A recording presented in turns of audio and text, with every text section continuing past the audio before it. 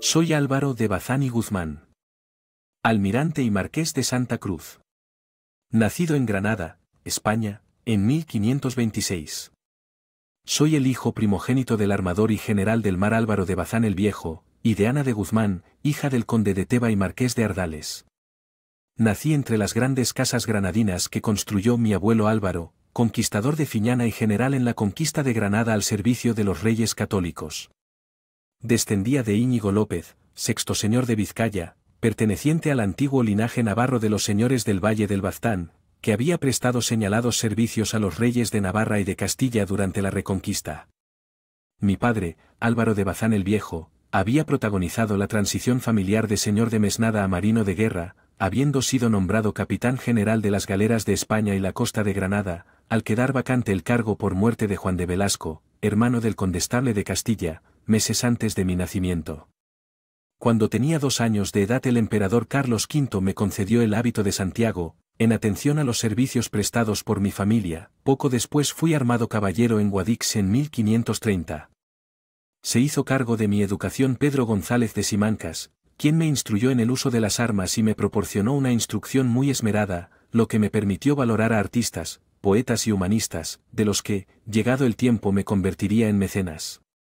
Desde mi infancia tuve relación con el mundo marítimo mediterráneo, viviendo en Granada, pero en continua relación con Gibraltar, base de las galeras, de cuyo castillo fui nombrado alcaide perpetuo a los 9 años, aunque bajo la supervisión paterna hasta contar con edad y juicios suficientes para regirlo efectivamente.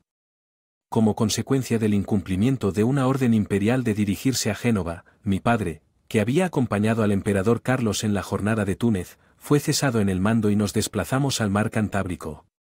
Nombrado mi padre capitán general del mar Océano en 1540, con competencias sobre la guarda del mar del poniente de España, me embarqué con él en su armada en 1542 y asistí 2 años después al combate naval de Muros, en el contexto de la guerra entre Carlos V y Francisco I de Francia.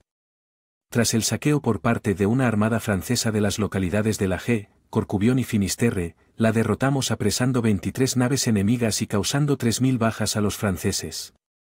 En 1549 contraje matrimonio con Juana de Zúñiga y Avellaneda, hija de los condes de Miranda, quien me dio 4 hijas, Mariana, Juana, Brayanda y Ana, de las que la primera casó con el conde de A Coruña y las demás tomaron los hábitos. Mi primer cometido oficial fue el de custodiar el regreso de las naves procedentes de las Indias, en virtud de comisión real refrendada por mi nombramiento como capitán general de la Armada contra corsarios. Al mando de una flota aprestada en Laredo y compuesta por 2 galeones, 4 navíos y 2 pataches, con 1200 hombres de guerra, conseguí capturar 2 buques franceses en el Cabo San Vicente, practiqué también el corso contra ingleses, franceses y berberiscos, peinando la zona entre los cabos de Santa María y San Vicente, y las aguas de Azores y Canarias. En mayo de 1555 apresé frente a Coimbra otra nave francesa fuertemente artillada, en la que hice 70 prisioneros. Con ocasión de habituallar mi flota en Sevilla y como consecuencia de un conato de motín entre las tripulaciones, debido a un retraso en las pagas, se produjo un conflicto de competencias con el alcalde de esta ciudad, que terminó con mi arresto. Una indignada Juana de Portugal, como princesa gobernadora, determinó mi inmediata puesta en libertad, ya que se había producido por este motivo, un retraso en el envío de la escuadra que debía dirigirse a Flandes para recoger al príncipe don Felipe. Al año siguiente capturé frente a la costa portuguesa, otro buque francés armado con 70 cañones, habiéndome enterado por mis confidentes, que al amparo de una fortaleza en el norte de África, junto al cabo de Aguer, se encontraban 2 grandes naos inglesas de Richard Watts, vendiendo armas. Entré por sorpresa en ese puerto, incendié las carabelas moras que encontré en él, y capturé las naos y con ellas a 200 ingleses. Efectuando mi crucero habitual en espera de las flotas de Indias, apresé también, a la altura del cabo Espichel, una galeaza de Burdeos que incorporé a mi armada. Tras llevar a cabo el cometido de transportar artillería y municiones a Laredo, en 1557, en mi travesía de regreso a Sanlúcar, pude apresar otros 2 navíos franceses y un patache, que también unía mi flota, arrendada al rey, a quien propuse un plan para la fabricación de 20 galeones, un novedoso buque de guerra construido en mi astillero. En 1562, los comerciantes de la Casa de Contratación de Sevilla, se encontraban alarmados ante los éxitos de un corsario turco llamado Ayaya que había situado su base en el peñón de Vélez de la Gomera, amenazando así sus flotas y mercantes. Costeé el armamento de 8 galeras para vigilar el estrecho. Con 5 de ellas di caza a 8 naos corsarias inglesas junto a Gibraltar, de las que obtuve 500 prisioneros y 200 cañones. Con motivo de los aprestos para el socorro de Orán, sumé a mis buques otras 5 galeras en Barcelona y capturé con ellas, a la altura del Cabo de Gata, una galeota berberisca de 19 bancos con rica carga y de la cual liberé a 60 cristianos. Tras una primera tentativa por conquistar ese nido de piratas, pasé a cegar el río Martín de Tetuán con barcazas cargadas de piedra y cal, inutilizando esa base y embotellando varias naves berberiscas. Ante el ataque turco a Malta de 1565, me tocó reforzar los presidios norteafricanos y preparar la jornada del socorro, tomando cañones a bordo en Málaga y soldados y suministros en Cartagena, Barcelona, Palamos, Génova y Civitavecchia. Incorporé en estos 2 últimos puertos mis 8 galeras de la Guarda del Estrecho, las de este señorío y las del Papa. En Mesina nos juntamos a las del jefe de la expedición, García de Toledo, capitán general de la mar y virrey de Sicilia. Convocado el Consejo de Guerra, la opinión mayoritaria de los generales de mar fue la de no dirigirse a la Malta, dada la enorme superioridad turca en unidades navales.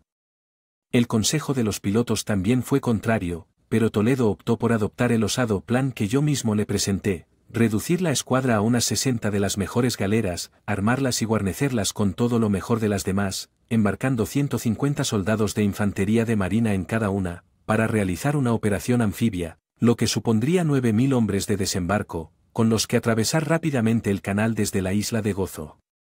De esta forma, podrían darse 2 casos, o bien nuestra escuadra pasaba sin encontrarse con la enemiga, y entonces podríamos desembarcar antes de que pudieran impedírnoslo, o bien nos encontraríamos con una de las divisiones de guardia otomanas, que en ningún caso excedería de 50 o 60 galeras, pudiéndose enfrentar el combate con bastante garantía de éxito.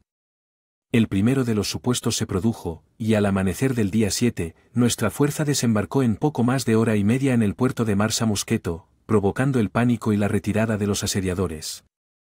A mi regreso a España, contraje matrimonio por segunda vez, con María Manuel de Benavides, hija del conde de Santisteban, de la que tuve 6 hijos, Álvaro, Francisco, Pedro, Ana, Isabel y María. Tras ser nombrado capitán general de las galeras de Nápoles y con motivo de la sublevación de los moriscos, recibí la orden de salvaguardar las costas italianas de cualquier ataque, al mando de una agrupación formada por mis 12 galeras napolitanas y 10 sicilianas. Consciente de todos mis méritos acumulados, calidad de mi persona y casa, el rey me concedió el título de Marqués de Santa Cruz en 1569. En 1570 todo parecía confluir para que se produjera un choque en el Mediterráneo, entre las potencias cristianas y el Imperio Otomano. Por un lado, el poder del sultán turco era cada vez mayor en el norte de África, lo que representaba una amenaza para el Imperio español, por cuanto hacía posible un desembarco otomano en la península ibérica, en ayuda a los moriscos hispanos. Por otra parte, la invasión de Chipre por las tropas de Selim II llevó a Venecia a decantarse por dicha acción. Así fue que, el 25 de mayo de 1571 se firmaron en Roma las capitulaciones de la Santa Liga, en la que se unieron el Imperio Español, el Papado, la Serenísima República de Venecia, el Gran Ducado de Toscana, la República de Génova y el Ducado de Saboya. Se nombraron 3 comandantes.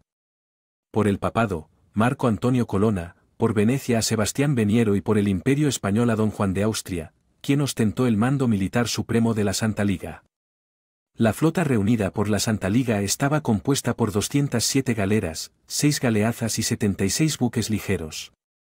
Mientras que los otomanos contaban con 222 galeras y 87 galeotas. Las fuerzas en combate alcanzaban los 86.000 hombres por parte del bando cristiano frente a 88.000 por parte de los turcos. Don Juan de Austria me otorgó la misión de hacerme cargo de la retaguardia para socorrer aquellas zonas en las que existiese más peligro. Para esta tarea me asignaron 30 galeras, más una agrupación de embarcaciones menores. Reunida la flota en Mesina, arribamos a Corfú el 16 de septiembre de 1571, el 27 de ese mismo mes fuimos informados de la presencia de la flota turca en Lepanto, y tras hacer aguada en Cefalonia, partimos en su búsqueda. Poco antes había tenido lugar un acontecimiento que puso la misión en peligro. Ali Paşa, el generalísimo turco, enterado a su vez de la presencia cristiana, partió rumbo Cefalonia, por lo que ambas flotas se encontraron el 7 de octubre, siendo la turca superior en barcos y muy equilibradas las dos en fuerzas embarcadas.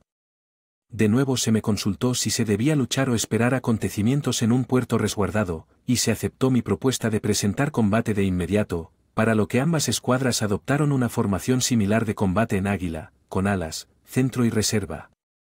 Del lado de la Liga Santa, formaban el cuerno izquierdo los venecianos, los españoles, con Juan de Austria el centro, Juan Andrea Doria el cuerno derecho, y finalmente la reserva, a mi mando y al de Cardona. Iniciado el combate, Agostino Barbarigo, quien se encontraba al mando del ala izquierda cristiana, se separó de la formación, dejando un canal libre por el que la flota otomana pudo amenazar la formación cristiana por el flanco. El ala otomana comandada por Mohamed Sirocco intentaba envolver a Barbarigo, por lo que decidí enviar 10 galeras bajo el mando de Martín de Padilla, hecho que decidió la situación en el flanco izquierdo, ya que los barcos otomanos quedaron encerrados en una pinza empujados contra la costa. La batalla fue brutal, pero gracias a la presencia de los tercios españoles, el desenlace se decantó hacia nuestro lado, aniquilando casi la totalidad del flanco otomano y poniendo en fuga a los pocos supervivientes. En el centro de la batalla, la galera La Real, nave capitana de Don Juan de Austria, se abalanzó contra la sultana, la nave capitana turca de Ali Paşa. Ambas naves se enzarzaron en un combate cerrado que ocasionó uno de los episodios más sangrientos de la contienda. A pesar de la habilidad y valentía de la élite de jenízaros otomanos, los tercios estaban mejor preparados para este tipo de operaciones. Marco Antonio Colonna apoyó a la nave de Don Juan de Austria, situándose a la retaguardia de la sultana, aislándola de socorro y refuerzo. Por mi parte envié 10 galeras y un grupo de fragatas y bergantines para apoyar la captura de la nave capitana otomana. Como resultado de este refuerzo, el centro otomano quedó totalmente destruido. Si esta batalla hubiese durado lo suficiente para que la más numerosa ala izquierda otomana acabase con el ala derecha cristiana, los otomanos todavía hubiesen podido obtener la victoria. Ya que en el flanco derecho cristiano las cosas siguieron un rumbo muy distinto. El ala izquierda turca, con mayores efectivos que la cristiana, intentó envolver a esta, pero Juan Andrea Doria no se le enfrentó, navegando en paralelo y extendiendo la línea para dar tiempo a que la batalla en el centro se resolviese, con el objetivo de permitirnos llegar a tiempo con los refuerzos. Cuando ambas flotas colisionaron, el escuadrón veneciano se rompió y dispersó. Ulu Jalí atacó a varias galeras de la Orden de Malta y posteriormente se dirigió al centro del combate. Doria fue tras él intentando darle alcance, pero no logró detener su avance. Por suerte, las batallas en el norte y en el centro ya habían finalizado a nuestro favor. Por lo que con las 10 galeras que quedaban en la retaguardia, incluida la mía, partimos a la procura de Ulu Jalí, quien al ver que nuestras galeras, incluida la Real, se dirigían hacia él ordenó la retirada. Si bien, al tener el viento en contra, 30 de sus barcos permanecían inmóviles mientras nuestra flota se dirigía a su encuentro a gran velocidad, dándoles caza, atravesándolas y rodeándolas. Tan solo 8 embarcaciones turcas, incluida la del propio Ulu Jalí, lograron escapar. Tras ellos yacían los restos de la que hasta entonces había sido la más formidable flota del Mediterráneo. Poco después, Uluj consiguió reunir al resto de embarcaciones turcas que habían conseguido huir, regresando a Constantinopla con un total de 87 naves. El resultado de tan épica batalla fue muy favorable para nosotros, habiendo perdido 13 galeras y 10.000 soldados, frente a los cerca de 40.000 otomanos muertos, 8.000 prisioneros y 12.000 cautivos cristianos liberados. El propio Miguel de Cervantes, con el que compartí armas en Lepanto, me definiría como el rayo de la guerra, padre de los soldados, venturoso y jamás vencido capitán. Al año siguiente la Armada de la Liga volvió a reunirse en Corfú, en ella se integraron mis 36 galeras napolitanas. Encontramos a la armada enemiga protegida bajo la fortaleza de Nvarino. En una de las acciones menores, inmediatas a la indecisa batalla, una nao veneciana apareció en el horizonte y fue atacada por galeras turcas. Mi embarcación, seguida de otras, atacó y apresó la capitana de Mehammed Bey, nieto de Barbarroja. En poco más de media hora, los cristianos dimos muerte a este general y a más de 100 turcos. En el verano del año siguiente la escuadra de Juan de Austria se dirigió a Túnez, ya que su rey, vasallo de España, había sido desposeído por los turcos. Tras conquistar la ciudad de La Goleta con 4.000 hombres, tomé y saqueé la ciudad. En junio de 1576 me preparé para realizar una nueva campaña junto con los caballeros de la Orden San Juan. Una vez llegados a Malta, se decidió atacar la isla de Querquenes, en la costa tunecina, con mis 36 galeras y 4 de los sanjuanistas, de donde se sacó un cuantioso botín en ganado y prisioneros. Al regreso de esta campaña, pude hacerme cargo de un nuevo mando como capitán general de las galeras de España, dedicándome con ellas a socorrer Ceuta y Tánger, amenazadas por el rey de Fez. En 1578, al morir sin descendencia Sebastián I de Portugal, heredó el trono el cardenal Enrique I de Portugal, único hijo vivo de Manuel I de Portugal. En 1580 don Enrique falleció sin descendencia quedando vacante el trono de Portugal. Es entonces cuando Felipe II vio el momento de completar la unidad de los países ibéricos, quien se creía legitimado por herencia de su madre, Isabel de Portugal y por tanto, nieto de Manuel I de Portugal. A este objetivo se oponían Antonio Prior de Crato, quien se consideraba heredero, y las reinas Catalina de Médicis, regente de Francia, e Isabel I de Inglaterra. La candidatura de Felipe II al trono portugués recibió el apoyo de la burguesía y de la nobleza portuguesa, así como del alto clero, pero el pueblo llano y el bajo clero tenían unos sentimientos claramente anticastellanos. Mal armada y peor instruida, la hueste seguidora del pretendiente portugués, no supuso ningún obstáculo para los tercios españoles de Fernando Álvarez de Toledo y Pimentel, tercer duque de Alba de Tormes, quienes marcharon por tierra sobre Lisboa, mientras mi armada penetraba en el estuario del río Tajo, neutralizando así a la fuerza naval adepta al prior de Crato.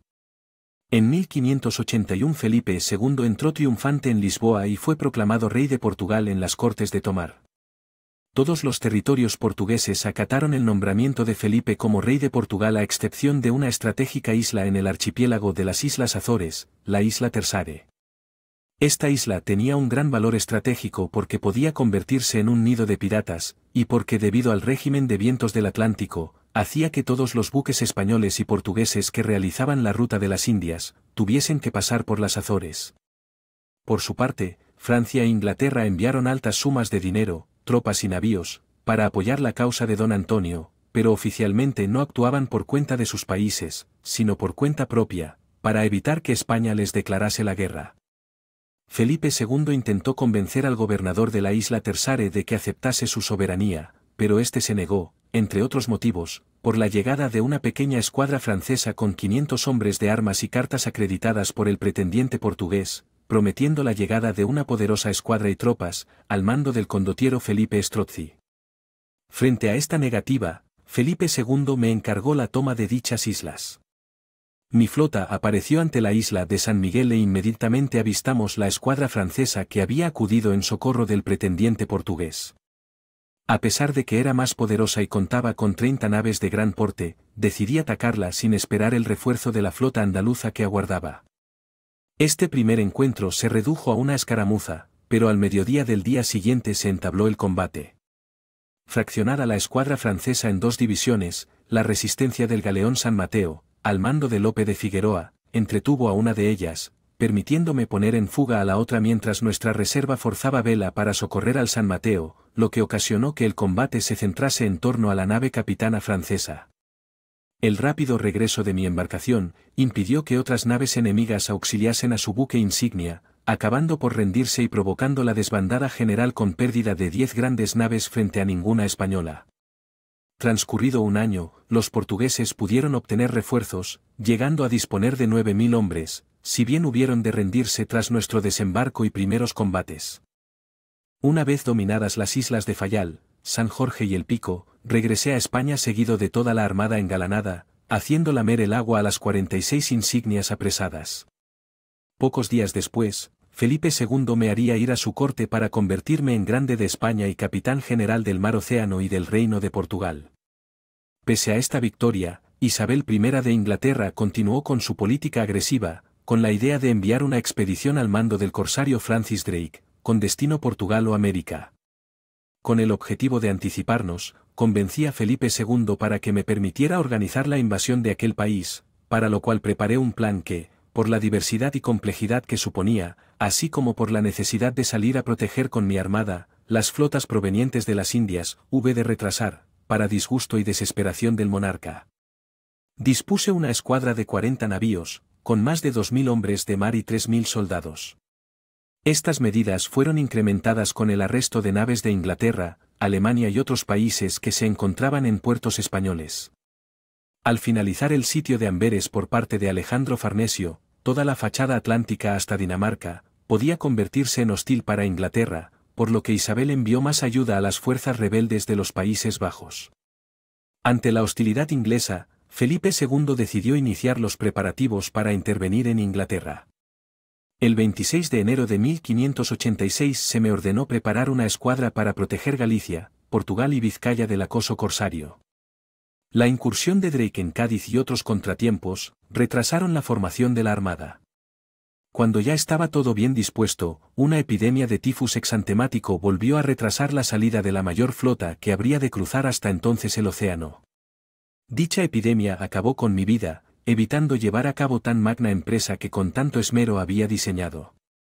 Mi cadáver fue embalsamado y enterrado en la iglesia parroquial de Santa María del Viso, Ciudad Real.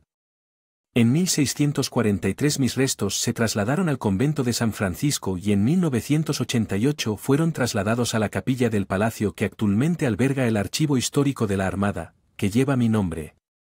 Durante mi servicio rendí 8 islas, 2 ciudades, 25 villas, y 36 castillos, rendí 8 capitanes generales, 2 maestres de campo, 60 señores y caballeros, 4.753 soldados y marinos franceses, 780 ingleses, 6.400 portugueses, 1.605 turcos, 2.138 moros, y di libertad a 1.574 cristianos.